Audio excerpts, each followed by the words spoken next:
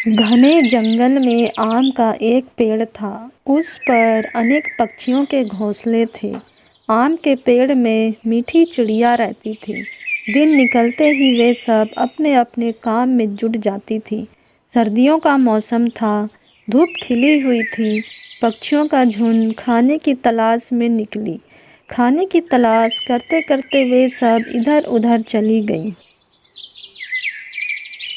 मीठी चिड़िया भी खाने की तलाश में इधर उधर भटकती रही और वह एक गेहूं की खेत में जा पहुंची।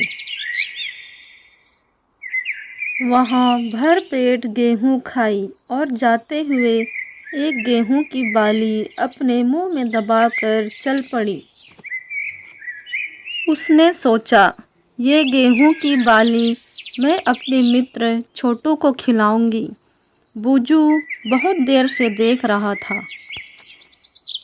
वह मीठी से बोला,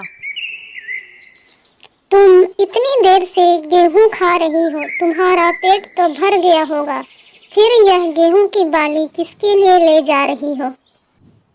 मीठी ने कहा, बूजू भैया, यह गेहूं की बाली मैं अपने मित्र छोटू को खिलाऊंगी। वह इसे खाकर बहुत खुश होगा, फिर वह भी मेरे साथ गेहूं की खेत में आएगा। अपनी पूंछ को हिलाते हुए बूजू ने कहा, तुम तो बिना किसी कारण के दूसरों के लिए परेशान होती रहती हो। सारा दिन तो खुद ही काम में जुटी रहती हो। अरे अपना अपना काम करो और छुट्टी पाओ। मीठी बूजू की बातों में आ गई। उसने गेहूं की बाली मुंह में दबाई और अपने घर की ओर चल पड़ी। मीठी के दिमाग में स्वयं का भला करने की बात घुस चुकी थी। उसने अपने लिए पेड़ के कोटर में अनाज जमा करना शुरू कर दिया। वह रोज खेत जाती। पहले तो वह पेट भर कर खाती, फिर वापस आते समय गेहूं की बाली लाती और अपने कोटर में जमा कर लेती। अब उसका अपने मित्रों से मिलना जुलना कम हो गया। एक दिन शाम से ही आकाश में काले बादल छाए हुए थे। रात को बहुत जोरों की बारिश हुई। मीठी के कोटर में पानी भर गया। बारिश में उसका सारा भंडार बह गया। मीठी ठंड से ठिठुर रही थी।